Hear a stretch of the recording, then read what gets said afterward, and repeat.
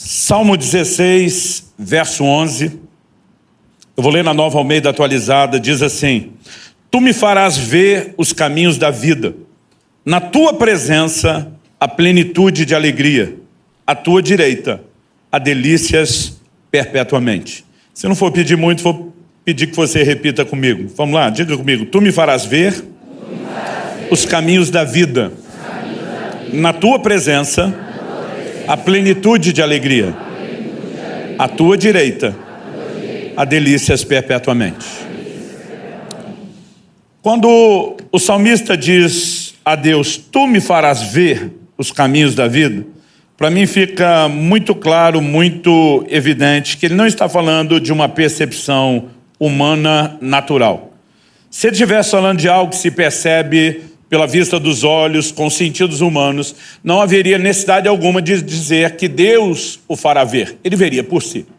Quando ele diz, tu me farás ver, ele está falando de algo que tem a ver com entendimento espiritual, com discernimento, com uma percepção além dos sentidos.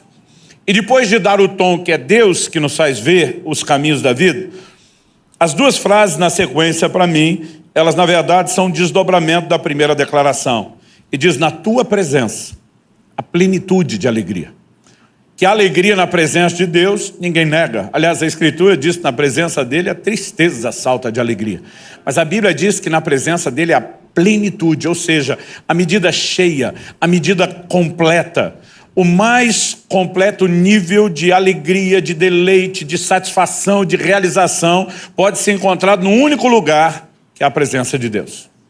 Isso não é referência apenas a um misto de sentimento com algo espiritual, etéreo, quando a Bíblia fala dessa alegria, porque a ênfase é a sua direita, ou dependendo da versão, a sua destra, delícias, ou seja, deleites, prazeres. Nós precisamos compreender o que é que Deus determinou que o homem pudesse alcançar na sua presença.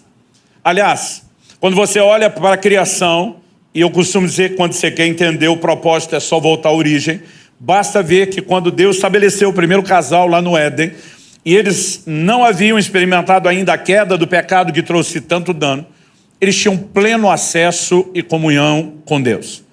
Nessa fase, Deus, que proporciona por meio da sua presença a plenitude de alegria e deleites, ele não se opôs que o ser humano tivesse acesso a outros níveis de deleite. Pelo contrário, quando Deus diz para o homem, você pode comer de todas as árvores do jardim. Quando eu estou lendo a Bíblia, esse todas parece ser caixa alta e negrito, todas. Né? Deus podia ter feito uma única fruta, com uma única cor, com um único cheiro, com um único sabor, com todos os nutrientes que o ser humano precisa, e a gente comeria aquela única fruta o resto da vida só para sobrevivência. Mas ele caprichou. Caprichou na variedade de cores, de sabores, de cheiros, de texturas, né? Frutas sazonais, você fica esperando a estação chegar de novo para ter acesso a ela. E basicamente, quando olhamos para a comida na Bíblia, ela não é apenas para sobrevivência, ela também é para deleite. Nós temos declarações de Deus na Escritura a respeito disso. Mas Deus estava dizendo, mas há um limite que vocês não podem ultrapassar. Se vocês tentarem acessar um outro tipo de fruto, um outro tipo de prazer, deleite, realização que os roube de mim, vai dar ruim. Então nós percebemos um Deus que não se opôs que o homem tivesse outras alegrias, desde que elas fossem complementares, mas não substitutas daquilo que ele oferece. Nós vemos Deus olhando para o homem que tem ainda plena comunhão consigo antes da queda e dizendo, não é bom que o homem esteja só, porque Deus não queria supri-lo apenas no nível espiritual.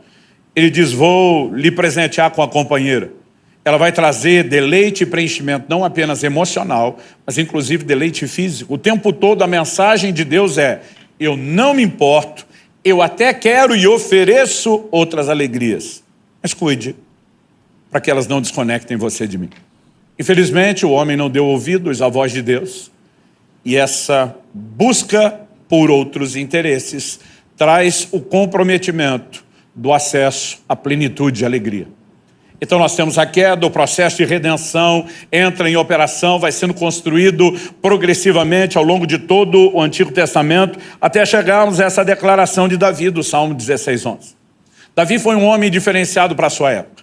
E quando eu falo da sua época, eu não me refiro apenas à sua geração, mas em todo o Antigo Testamento. Você percebe que ele foi chamado de um homem segundo o coração de Deus. Era além de um conquistador debaixo da unção do Espírito, de uma determinação de fé e ousadia impressionante, era um adorador do mais alto nível. Alguém que no Salmo 27:4 faz a seguinte declaração: uma coisa pedi ao Senhor e a buscarei, que eu possa habitar no seu santuário todos os dias, contemplar sua formosura, inquirir no seu santo templo. A palavra traduzida inquirir significa meditar, pesquisar, investigar profundamente. Ele está dizendo para Deus: eu não quero só admirar a sua beleza, fascinado pelo quem o Senhor é, mais do que admiração, eu quero estudar Deus, eu quero entendê-lo. Foi um homem único, diferenciado para o seu tempo. Mas mesmo esse homem, com esse nível de percepção de um Deus que queria levar o homem de volta para o lugar da plenitude e alegria, dessas delícias, e que tem essa percepção pelo Espírito Santo, consegue, num determinado momento da caminhada, trocar isso por um prazer transitório, de uma relação adúltera seguida de um homicídio. É inegável que ele passa um processo de arrependimento e restauração. Mas a pergunta é, o que leva alguém como Adão e Eva, que experimentaram a plenitude de alegria, esse nível de deleites, viver um retrocesso? O que leva alguém como Davi, que já está vivendo nesse lugar, falando dessas declarações, retroceder? E a pergunta não é só essa. A pergunta é, pode acontecer conosco? O que o livro de Hebreus, no capítulo 3, nos versos 12 a 14, diz: tenham cuidado, irmãos. Aqui é uma clara advertência. Para que nenhum de vocês tenha um coração mau e descrente, que o leve a se afastar do Deus vivo. Quem que pode se afastar do Deus vivo? Só quem aproximou primeiro. Aqui a Bíblia está falando de retrocesso. E a advertência segue dizendo, pelo contrário, animem uns aos outros todos os dias durante o tempo que se chama hoje, a fim de que nenhum de vocês seja endurecido pelo engano do pecado. Porque temos nos tornado participantes de Cristo, se, de fato, guardarmos firme até o fim a confiança que desde o princípio tivemos. O que leva alguém a se afastar do Deus vivo? A ter um coração endurecido pelo pecado. A não levar em conta inúmeras advertências. Essa é uma de muitas, só no livro de Hebreus, o que diz em toda a Bíblia. Na verdade, eu acredito que nós precisamos parar e questionar como se perde a sensibilidade para com Deus a ponto de viver um retrocesso. E esse tipo de questionamento não é porque queremos viver o retrocesso, é porque entender isso nos ajuda a evitá-lo. Traz uma atitude de prevenção.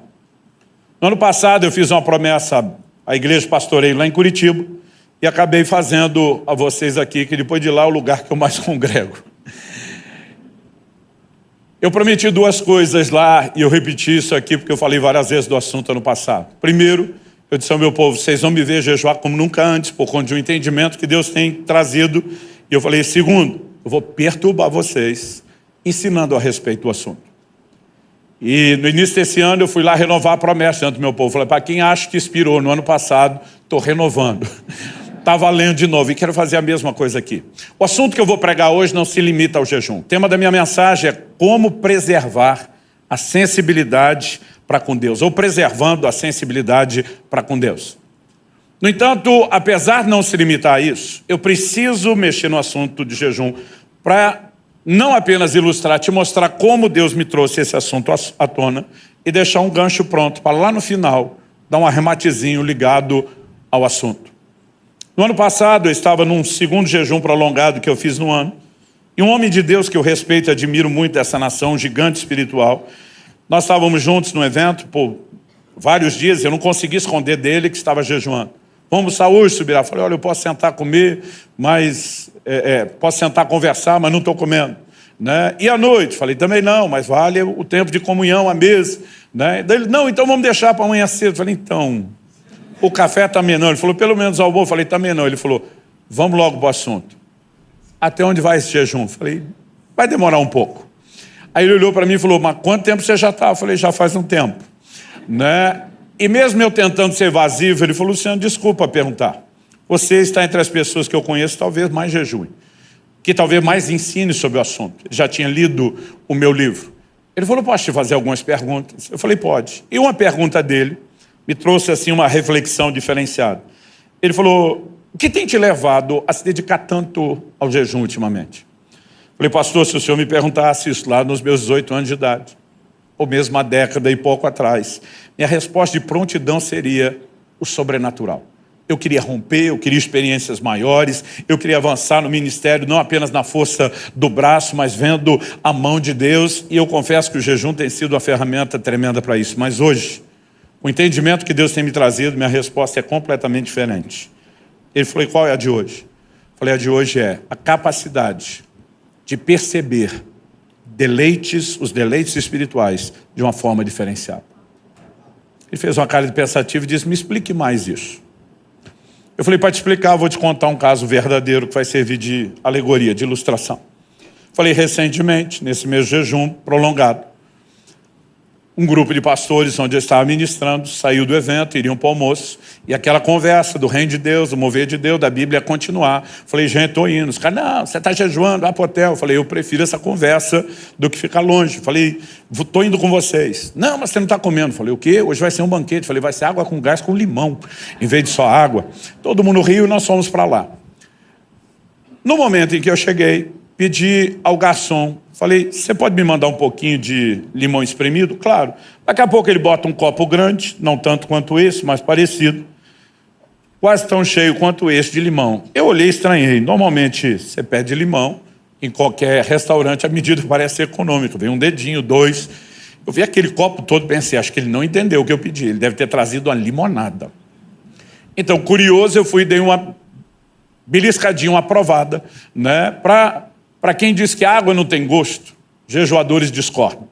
Né? Por quê? À medida que você vai ficando vários dias sem comer, seu paladar vai ficando tão refinado, e é impressionante. Você pega uma água de um pH mais alto, você já sente que ela é mais salobra. Você pega alguns tipos de água, vai olhar no rótulo, depois dito e feito, ela tem um gosto metálico, elas têm muito mais mineral do que outras. E, enfim, você consegue perceber a diferença. E, às vezes, a mesma marca envasada em estado diferente tem diferença de sabor. Isso vai ficando tão sensível que, às vezes, você não consegue beber o que precisa no jejum prolongado, que é a água. Então, uma recomendação que jejuadores costumam dar é põe um pouco de limão na água. Vai melhorar o pH da água, do sangue. Eu não vou te encher com informação técnica, mas eu pedi o limão. Quando eu provei aquilo, eu achei tão doce, tão doce. E eu falei para o garçom, falei, amigo, desculpa, você não me entendeu. Eu queria só o limão espremido, não era uma limonada. Ele falou, isso aí é limão espremido, não é limonada. Eu falei, não. Eu provei isso aqui, está doce. Ele falou, impossível. Eu vi o cozinheiro espremer os limões na minha frente ali. Aí eu provei de novo, falei, mas está doce. O cara dizia, não pode estar doce. O pastor da minha frente, sentado do outro lado da mesa, curioso, passou a mão no copo, deixa eu ver. E quando ele provou e fez uma cara de azedo, falou, pelo amor de Deus, Subirá. Isso aqui é limão puro. Eu falei, não é limonada. Eu provei de novo, falei, está doce. E ele tomou, azedo. No fim, todo mundo quis ir para o Tiradema, eu quase fiquei sem limão. Mas todo mundo fazia a mesma cara de azedo. E daqui a pouco eu lembrei. Falei, é o meu paladar. Refinado pelo processo de limpeza do corpo. Que está percebendo a frutose do limão que ninguém percebe. Aí eu falei, para o senhor ter ideia agora de quem viu o doce no limão, tenta entender a minha indignação alguns dias depois. Quando eu sentado em outra mesa com outro grupo de pastores. Um deles, quando terminou de almoçar, pega de sobremesa uma salada de fruta. Ele começa a enchê-la de leite condensado. Eu queria voar por cima da mesa no pescoço dele. Eu queria gritar com ele, esse negócio já é doce, não precisa, perdão da palavra, dessa desgraça do leite condensado. Mas eu lembrei que eu mesmo, durante muitos anos, botava a desgraça do leite condensado na salada de fruta. Por quê? Tão intoxicado de comida errada e de muito açúcar, eu já não conseguia mais perceber o doce da fruta. E eu precisava de um aditivo. Agora, não só com a vida e alimentação diferente, mas longe até da frutose. Eu ficava imaginando o quão doce aquilo era e por que aquela criatura estava fazendo aquilo. Quando eu terminei de contar, o pastor já estava balançando a cabeça, tipo, entendi. Falei, o jejum faz com o nosso espírito, a nossa alma, a mesma coisa que ele faz com o paladar. Ele te ajuda a perceber doçuras que ninguém mais está percebendo. Porque estão se enchendo de um doce, de um leite condensado, que nós precisamos entender o que é. Então, no processo, eu quero usar isso porque foi essa conversa que Deus usou para me fazer parar a pensar naquilo que eu vou falar com vocês hoje.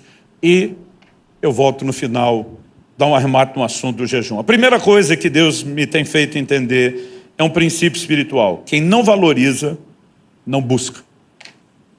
Jesus deixou isso muito claro em Mateus 6:21, quando disse: não acumulem tesouro sobre a terra, onde as traças e a ferrugem corroem, onde os ladrões escavam e roubam. Mas ajuntem tesouros no céu, onde as traças e a ferrugem não corroem, onde os ladrões não escavam nem roubam, porque onde estiver o seu tesouro, aí estará também o seu coração.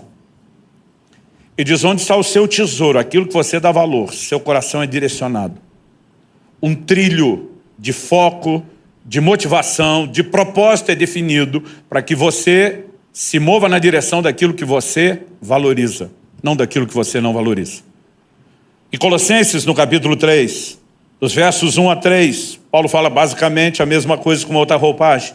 Ele diz: portanto, se vocês foram ressuscitados juntamente com Cristo, busquem as coisas lá do alto, onde Cristo vive, assentado à direita de Deus. Pensem nas coisas lá do alto e não nas que são aqui da terra, porque vocês morreram e a vida de vocês está oculta juntamente com Cristo em Deus. Se só buscar o que é do alto fosse automático da conversão, para que ensinar essas coisas? E para que apresentar uma lógica de valores por trás? Você está dizendo que vocês morreram para o mundo. Para que dar valor para aquilo que vocês morreram? Vocês ressuscitaram com Cristo para viver do lado de cá, nessa dimensão espiritual. Então foca nisso, valoriza isso, busca isso. Porque quem não valoriza, não busca. E nós não valorizamos sem a devida percepção. Nós vamos explicar melhor isso daqui a pouco.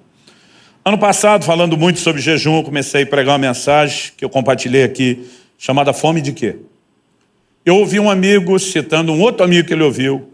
O outro amigo que ele ouviu, já não sei quem é para dar fonte, mas eu ouvi isso do Douglas Gonçalves, do Jesus Cop, falando que a moeda do reino é a fome. Primeira reação nossa, quando alguém fala da moeda do reino, diz: espera, compra, negociação, e regir contrário. Mas o próprio Jesus diz à igreja de Laodiceia: aconselho-te que de mim compres ouro refinado no fogo, vestes brancas para que te vista, colírio a fim de que unjas os teus olhos. Interessante que ele manda a igreja comprar, depois de dizer que ela era pobre e miserável. Comprar com o quê? Isaías 55, foi o texto que o Douglas citou. Diz assim, verso 1: todos vocês têm sede, venham às águas.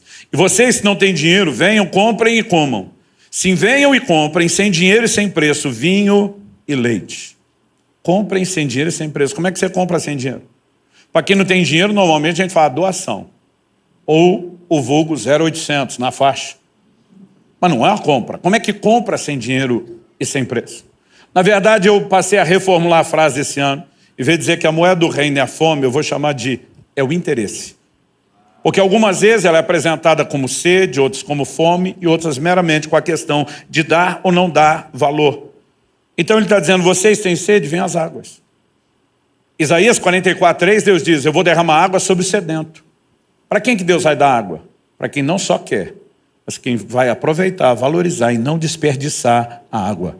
Depois ele diz: vocês têm fome, venham. Venham atrás do quê? Ele está falando agora de alimento e não só de ser dessedentado, vinho e leite. Aí você vai entender por que é que Jesus diz aos seus apóstolos: não deem pérolas aos porcos.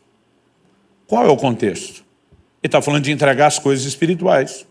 E se ele deseja que todos se salvem, é lógico que nós temos que pregar para todo mundo. Mas ele está dizendo: coisas de valor não serão recebidas e aproveitadas por quem não demonstra o mínimo de interesse.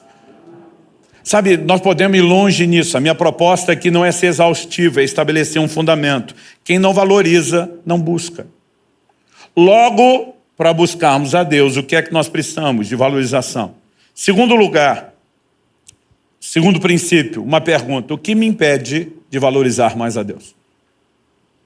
Se quem não valoriza não busca, nós precisamos valorizá-lo. Mas o que nos impede? No mesmo Mateus 6, de onde tiramos a declaração do verso 21, onde está o seu tesouro, estará o seu coração. 3 versículos depois do 24, falando do mesmo assunto ainda, Jesus diz: ninguém pode servir a dois senhores, porque ou irá odiar um e amar outro, ou irá se dedicar a um e desprezar outro. Vocês não podem servir a Deus e as riquezas. Assim como no primeiro versículo 21 ele fala de acumular, ele está dizendo que o crente não pode ter recurso. Salmo 62:10 diz: se as vossas riquezas aumentam, não ponha nelas o coração. Ele está dizendo que se elas forem o nosso tesouro, nosso coração vai junto. Então, o problema não é o crente ter dinheiro, o problema é quando o dinheiro tem o crente. Agora aqui ele está dizendo, você não pode servir a dois senhores. É por isso que o dinheiro e os recursos materiais na vida do crente tem que ser servo e não senhor. Agora, quando nós passamos a valorizar em demasia algo, a valorização dessas outras coisas vão produzir uma desvalorização de Deus, como se fossem concorrentes. E é impossível você se dedicar aos dois. Em Lucas 8,14, explicando a parábola do semeador, Jesus diz que a semente caiu entre espinhos, são os que ouviram, e no decorrer dos dias foram sufocados com as preocupações, as riquezas e os prazeres dessa vida. E os seus frutos não chegam a amadurecer. Quando a Bíblia fala de prazeres, ela não está falando algo que se defina mera e exclusivamente por aquilo que é ilícito ou pecaminoso. Nós vamos ver que a Bíblia tem definições de prazeres lícitos e ilícitos. Aquilo que é pecado e aquilo que é bênção de Deus, parte do propósito e da criação. Ainda assim, Jesus não falou apenas de prazeres ilícitos. Mesmo os lícitos, dependendo da maneira que nos relacionamos com eles, podem sufocar a ação da palavra de Deus e a consciência espiritual que Deus quer que haja em nós. O que me leva a avaliar com mais intensidade recentemente algumas declarações bíblicas. Em 1 Timóteo 3, ele diz que nos últimos dias as coisas iam piorar. Mas ele não está falando da circunstância. Você olha tudo que ele fala a partir do verso 1, ele só vai descrevendo o comportamento humano. No final da lista, você lê a lista toda, é assustador. No final da lista, ele termina dizendo assim, traidores, atrevidos, convencidos. E quando você lê a lista toda, você pensa, está falando do ímpio. Mas o verso 4 termina com a frase, mais amigos dos prazeres do que amigos de Deus. Ele não está dizendo que a pessoa é inimiga de Deus. Mas ele está dizendo que a amizade de Deus começou a diminuir em detrimento do quê? De alguém que está se tornando mais amigo dos prazeres do que dele. Antes de convertermos, nós éramos inimigos de Deus. Então a Bíblia não está falando do ímpio. Romanos 5 diz que ele nos amou quando éramos seus inimigos. Então a Bíblia está falando de alguém que saiu do estado de inimizade, reconciliado com Deus por meio de Cristo, descobriu não só o perdão, mas comunhão, relacionamento com Deus. Mas agora essa amizade está arrefecendo, porque alguém está sendo mais atraído para cá do que para lá. Onde tendemos a nos inclinar quando falamos de amizade? Aqueles que nos agradam mais. E de alguma forma, quando a pessoa está se tornando mais amigo dos prazeres do que de Deus, ela atribuiu mais valor, encontrou mais aprazimento nessa dimensão do que em Deus. Outro dia alguém falou, não, isso aí está falando do ímpio. Eu falei, não, o ímpio não é amigo do prazer. O ímpio é escravo do prazer. É outra conversa. Tito 3,3, falando da nossa condição antes da conversão, diz, pois nós também no passado éramos insensatos, desobedientes, desgarrados, escravos de todo tipo de paixões e prazeres, vivendo em maldade e inveja, sendo odiados e odiando-nos uns aos outros. O escravo dos prazeres não consegue em nenhum momento sair do lado de cá. Agora, o crente que escapou dessa escravidão e conheceu Deus, às vezes ele pode estar voltando a flertar com algo que não escraviza, mas o distanciou da plenitude, alegria e do lugar de delícias. A Bíblia, quando fala de prazeres, fala em dois aspectos distintos. Ela fala do não crente, mas fala do crente. Por exemplo, Hebreus 11:25 fala que Moisés preferiu ser maltratado junto com o povo de Deus a usufruir os prazeres transitórios do pecado. Todo dia vi alguém falar, pecado não dá prazer. Eu falei, se não desse, ninguém pecava. Só que a Bíblia chama de prazer transitório. É ilusório, é fake, ele te engana, porque ele dura pouco. É muita manchete para pouca notícia. Agora, a Bíblia fala de prazeres numa esfera que é o crente tendo problema. Tiago capítulo 4, verso 1.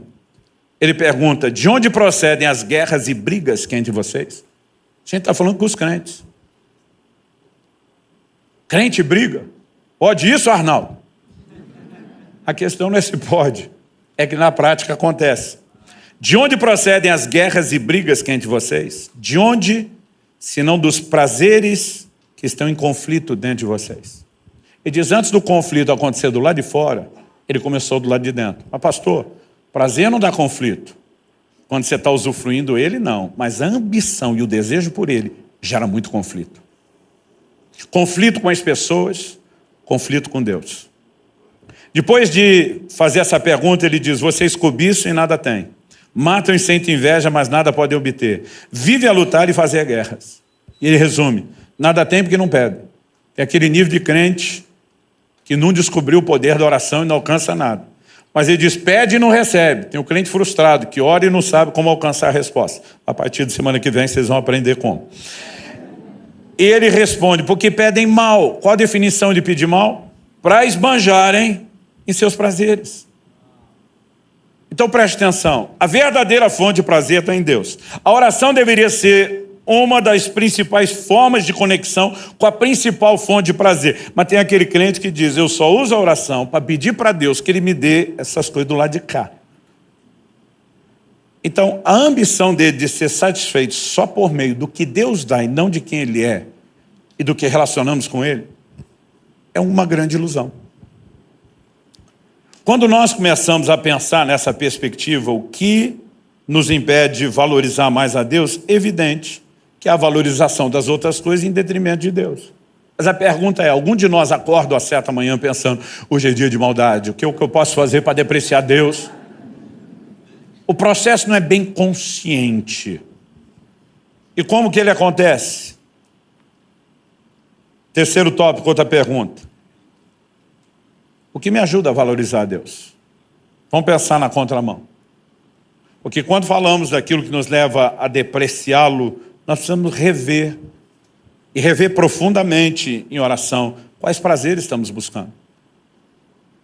Deixa eu dar um último exemplo. Acredito de todo o meu coração nas promessas bíblicas de provisão e prosperidade.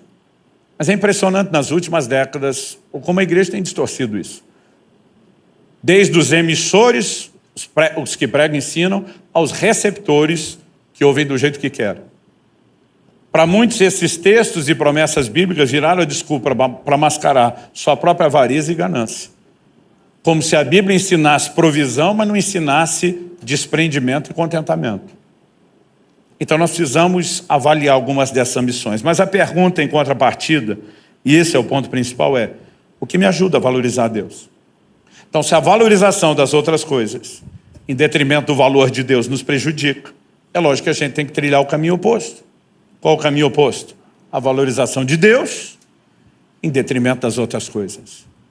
Uau, pastor Luciano, se eu tivesse descoberto isso antes, a minha vida cristã era diferente. Não, a gente sabe disso. O problema é que não adianta apenas saber, nesse mero nível de consentimento mental. Se só isso funcionasse, todas as promessas de ano novo que a gente faz estariam de pé. Esse ano eu vou ler mais a Bíblia. Esse ano eu vou orar mais. Esse ano eu vou buscar mais a Deus. Esse ano pode ser até que eu jejue. A gente tem aqueles momentos que você diz, eu quero, mas de alguma forma parece que a coisa não engata, não vira. Por quê? Não depende só de você parar e dizer, vou fazer uma equação racional. Quando o salmista diz, tu me farás ver os caminhos da vida, ele está dizendo que existe uma percepção que nos leva à valorização desse lugar. Existe uma descoberta, existe uma revelação. E para isso eu e você precisamos de mais do que apenas tentar comunicar uma informação. Então vamos ver o que Paulo diz em Filipenses 3, 7, 8. E diz, mas o que para mim era lucro, isso considerei perda por causa de Cristo. Na verdade, considero tudo como perda, por causa da sublimidade do conhecimento de Cristo Jesus, meu Senhor. Por causa dele, pedi todas as coisas e as considero como lixo para ganhar a Cristo. Durante muito tempo, quando eu via Paulo usando essa linguagem, que ela é financeira, é material, é um tom de quem está num papo monetário, lucro, perda, ganho, prejuízo. Quando ele diz o que para mim era lucro, considerei perda, eu imaginava assim, aquelas coisas que a gente dava valor, achando que era diversão e prazer. Hoje eu descobri que elas trazem morte espiritual, então pelo resultado final, não era lucro, era perda. Então eu imaginava muito crente com a leitura da declaração de Paulo, pensando que para mim era lucro. As baladas, as festas, as bebedeiras, todo tipo de diversão que esse mundo oferece, né? Pode passar aí pelo contexto do álcool, das drogas, e dependendo da história de cada um de nós, a lista vai para mais longe. Então imaginava Paulo está falando disso. Mas a pergunta é, Paulo está falando de pecado? Não. Primeiro, se você olhar o contexto dos versículos anteriores, ele estava falando de performance religiosa, não de pecado. Segundo, ele diz, eu considero como perda todas as coisas. Então não são só coisas ruins, ilícitas e pecaminosas. Ele está dizendo, eu dei um perdido em tudo. Por quê? Porque diz antes, eu tinha um padrão de avaliação, eu dizia, isso aqui tem valor. Mas depois eu descobri algo tão mais valioso, mas tão mais valioso, que agora, diante desse referencial, o que antes era lucro, desvalorizou, perdeu a sua importância. Mas a declaração dele é por causa da sublimidade do conhecimento de Cristo Jesus. Quando eu olho para essa declaração, por causa da sublimidade, em outras palavras, em outras traduções, essa expressão sublimidade vem, como por exemplo na NVI, a suprema grandeza do conhecimento. Em outras versões, como excelência. Outro dia alguém falou, pastor, porque essa variedade de tradução? Eu falei, porque a palavra é um desafio de ser traduzida. Hiperétio, que é a palavra usada no original grego, ela tem uma abrangência de significados. Mas vamos ver o que eles têm em comum. Manter-se sobre, sobressair, elevar-se, destacar-se, estar acima, ser superior em posição, autoridade e poder. Ela fala de proeminência. Então, particularmente, eu não creio que ele está dizendo só da proeminência do conhecimento. Isso já cabe muito bem. Mas eu creio que o que melhor explica esse versículo é a proeminência do sublime. O conhecimento, perdão, do proeminente, do sublime, daquele que é exaltado. Quando você conhece, não apenas como alguém que parou para dizer, Jesus é mais importante, ele precisa desse lugar na minha vida, mas quando um nível de percepção espiritual começa a ser gerado, e você entende o lugar de importância, dá para olhar para o resto e dar um perdido neles. Ano passado, estava numa conversa honesta com a minha esposa, final do ano, fiz 50 anos, ela falou, e aí, como é que está se sentindo chegando perto dos 50? Falei, amor, estou na crise do livro do Eclesiastes, tudo é vaidade. Aí disse, como é que é? Eu falei, amor, teve coisa que a gente queria a vida inteira, mas não podia ter. Eu falei, agora que nós estamos vivendo um bom momento que podemos ter, eu não quero mais. Eu falei, não é um paradoxo esse negócio? Querer, mas não poder, depois poder, mas não querer. Ela diz, a gente não deveria olhar para esse não querer mais como uma maturidade. Eu falei, para mim, mais do que emocional, tem a ver com o nível de descoberta. Quando você começa a entender a importância daquilo que você tem do lado de cá, coisas que você ambicionou, cobiçou uma vida inteira, elas perdem completamente sua importância. Eu acho trágico, não só triste. Já vi crente chorando, dizendo, se o Senhor não me der a casa, eu não vou ser feliz. Eu digo, o quê? A sua alegria está dependendo disso aqui? A Bíblia diz que do lado de cá tem plenitude de alegria, delícias perpétuas, ou seja, não dura só um momento. Você olha para os crentes da primeira geração, perseguidos por causa do evangelho, privados do básico, de alimento, de vestuário, de liberdade, e esses caras viviam uma alegria sobrenatural que a gente que tem tudo não tem. Será que nós não estamos invertendo em muito aquilo que é a proposta do evangelho? Não estou dizendo que Deus não quer essas coisas do lado de cá. Mas ele disse, se você buscar em primeiro isso, aquilo vem a reboque. Porque quando elas são complementos e não concorrentes, substitutos, elas estão no lugar certo.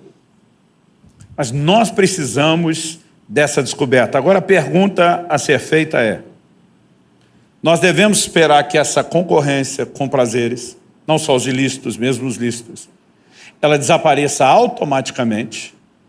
Ou será que ela deve ser eliminada intencionalmente? Porque se desaparecesse automaticamente, por que é que não acontece com a maioria de nós? A verdade é que nós vamos deixar entrar ano, sair ano, e nós vamos continuar esperando algo acontecer por si, que não acontece espontaneamente, automaticamente. Isso precisa ser intencional. Romanos capítulo 8, diz no verso 5, eu vou ler do 5 ao 8.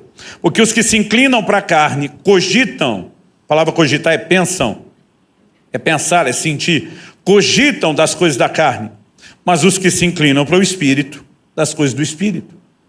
Depois de usar o termo inclinação, Paulo usa um outro sinônimo, porque o pendor da carne, pender é inclinar, o pendor da carne dá para a morte, mas o do Espírito para a vida e paz.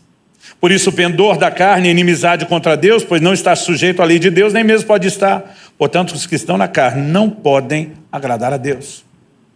Antes, nós estávamos presos à velha natureza, que predomina e prevalece pela carne. Recebemos em Cristo, por meio do novo nascimento, uma nova natureza. E a Bíblia está dizendo que nós precisamos decidir para onde nos inclinamos. Porque diz que inclina para cá, cogita, pensa e sente do que é do lado de cá. Mas quem inclina, pende para cá, cogita, pensa e sente do que é do lado de cá. E como determinamos esse tipo de inclinação?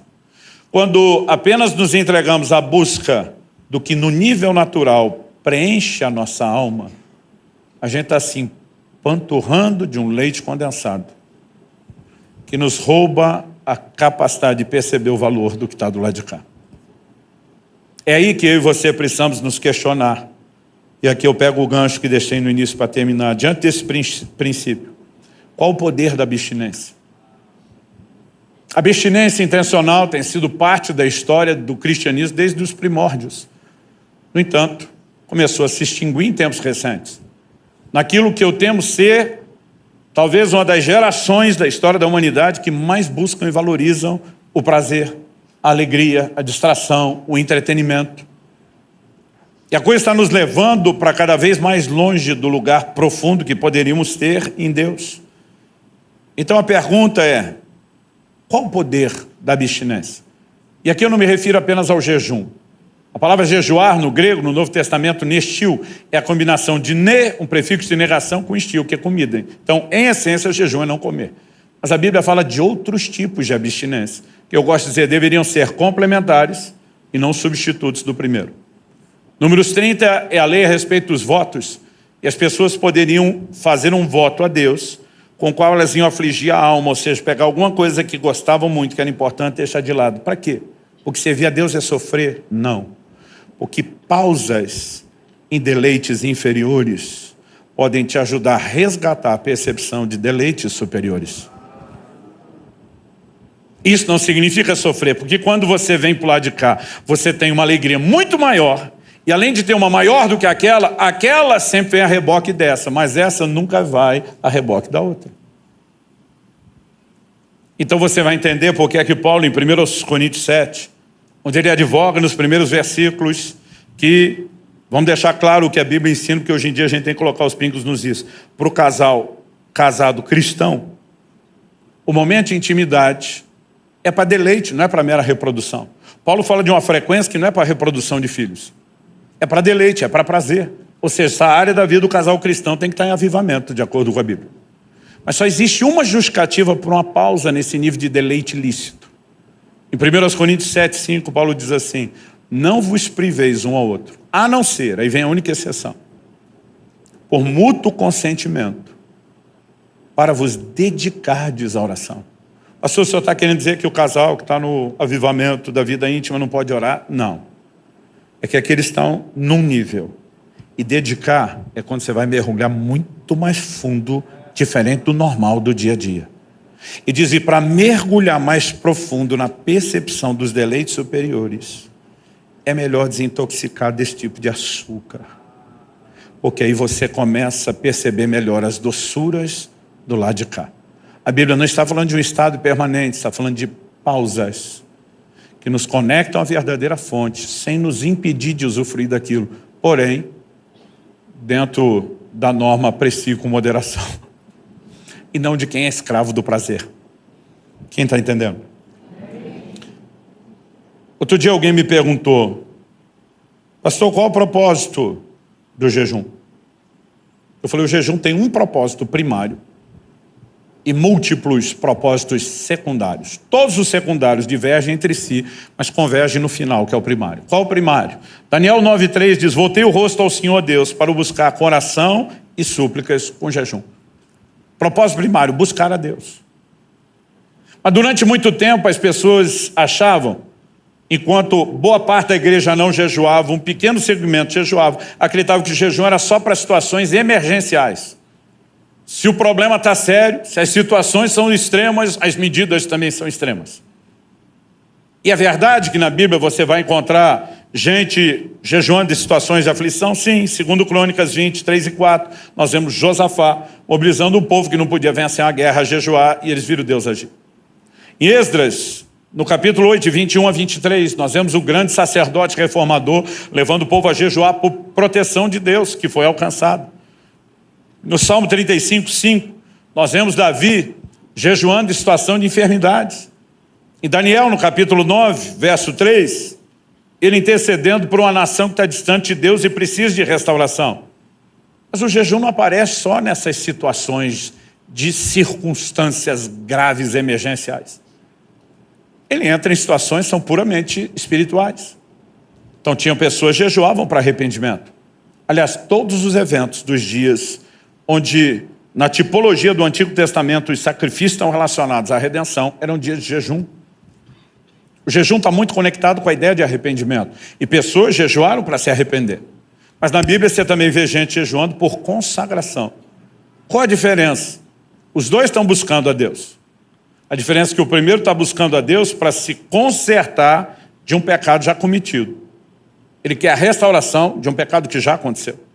O que está se consagrando, ele está se antecipando para não passar pelo que o primeiro passou. Ele está buscando a Deus para nem pecar. Os dois têm a ver com vencer o pecado. Os dois são buscar a Deus para vencer o pecado, mas são diferentes entre si. Mas tudo converge no propósito primário, que é buscar a Deus. Agora você já parou para pensar que o jejum pode surgir numa busca direta pelo propósito primário, sem precisar de nenhum secundário? Que nós simplesmente podemos jejuar porque queremos mais dele, porque queremos modificar a carne, a sensibilidade, essa dimensão de prazeres e resgatar esse paladar espiritual que percebe as doçuras. No Novo Testamento nós temos pelo menos duas ênfases claras a isso. Lucas 2,37 fala de Ana, que adorava a Deus noite e dia, com jejuns e oração. Adorava com jejuns. Ela não está pedindo nada. Ela não está com nenhum problema. Ela simplesmente diz, eu quero uma conexão mais profunda. Eu preciso quebrar a concorrência. Atos capítulo 13, falando da igreja de Antioquia, a primeira igreja de gentios convertidos. Falando da liderança reunida, a Bíblia diz assim, Atos 13:2, enquanto eles estavam adorando o Senhor e jejuando. Outras palavras diz, ministrando ao Senhor e jejuando. Ninguém está jejuando porque está desesperado por um problema, apenas porque eles querem estar com o Senhor. Agora, seja no caso de Ana ou desse, é nesse nível de comunhão e relacionamento que a percepção profética explode. Ana é chamada de profetisa. Esses homens no dia em que estão jejuando e buscando ao Senhor, a Bíblia diz, então disse o Espírito Santo, preste atenção, é no lugar onde desenvolvemos comunhão que um relacionamento intenso começa a ser estabelecido. E tem muita gente dizendo, eu quero ouvir a voz de Deus, mas está tão abafado com leite condensado de prazeres que não consegue entrar nesse lugar de percepção. E nós precisamos resgatar essas disciplinas espirituais. Elas não se limitam ao jejum. O jejum nunca se pratica isoladamente, sempre em conjunto com outras disciplinas espirituais.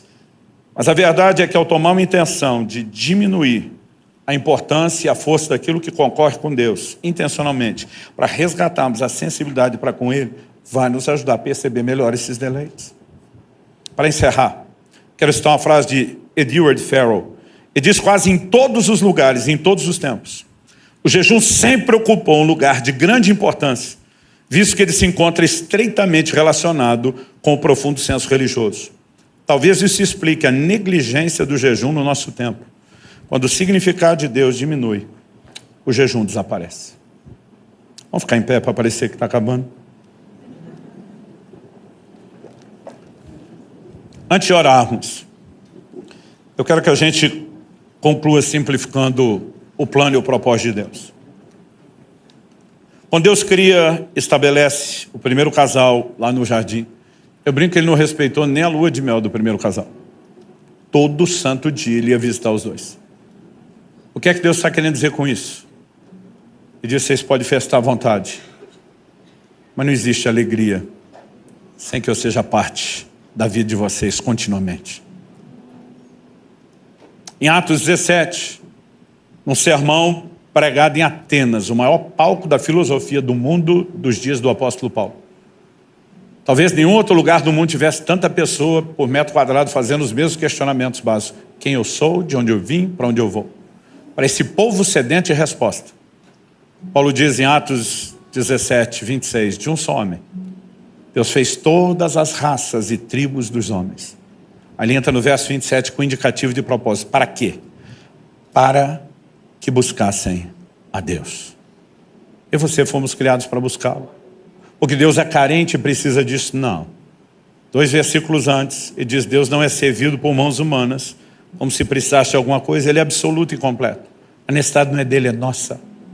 O preenchimento não é para ele, é para nós. Aí o homem peca e quebra essa comunhão.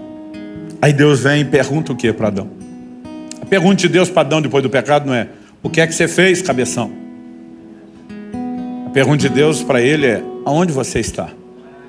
Qual a diferença de uma pergunta e outra? É que na segunda, imagino Deus falando assim: o problema não é o que você fez, é para onde o que você fez te levou. Para longe de mim, cara. E qual é o grito de Deus? Eu quero você de volta. Mas aí nós achamos que Cristo veio só para perdoar pecados e livrar a gente da condenação do inferno, sem resgatar a comunhão com Deus. Salmo 25:14 diz: a intimidade do Senhor é para aqueles que o temem. Você consegue imaginar o Deus eterno, infinito, altíssimo, criador e sustentador de todas as coisas, dizendo: eu quero ser íntimo seu, eu quero te confidenciar coisas que eu não falei para mais ninguém. Isso é muito mais do que só o profético. Antes de destruir Sodoma, Deus disse: ocultarei eu a Abraão o que eu faço. Está dizendo: você é meu amigo, vou ter segredo com ele não. E quando nós começamos a entrar nesse lugar, há uma dimensão de prazer e realização inigualável. E não estou aqui para negar que aquilo seja parte do combo. Mas quando aquilo perde a importância e vira só efeito colateral, prazeres complementares, está tudo ótimo. Quando vira concorrência, vai dar ruim. E Deus nos ajude a alinhar os nossos corações. Pai, nós oramos por graça e favor do alto. Oramos que o Senhor nos dê mais do que informação, que o Senhor nos dê percepção espiritual. E que hoje, mais do que apenas sair refletindo nas verdades, nós queremos clamar a semelhança do salmista, dizendo: faze-nos ver os caminhos da vida. Ajuda-nos a entrar nesse lugar de descoberta e de revelação espiritual, de que na tua presença há plenitude de alegria, e que à tua direita estão as delícias perpétuas. Nós oramos pelo caminho de resgate em nome de Jesus.